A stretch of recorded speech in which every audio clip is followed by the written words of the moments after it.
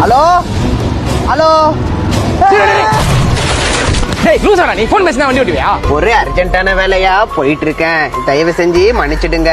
என்னடா அர்ஜென்ட் உனக்கு? மழை வரதுக்குள்ள மாடியில இருக்க துணி எடுக்க சொல்லி வீட்ல இருந்து தலைக்கு மேல பிரஷர். டேய் எதுக்குடா அடி பேசுற? வெறி பேத்துறியா?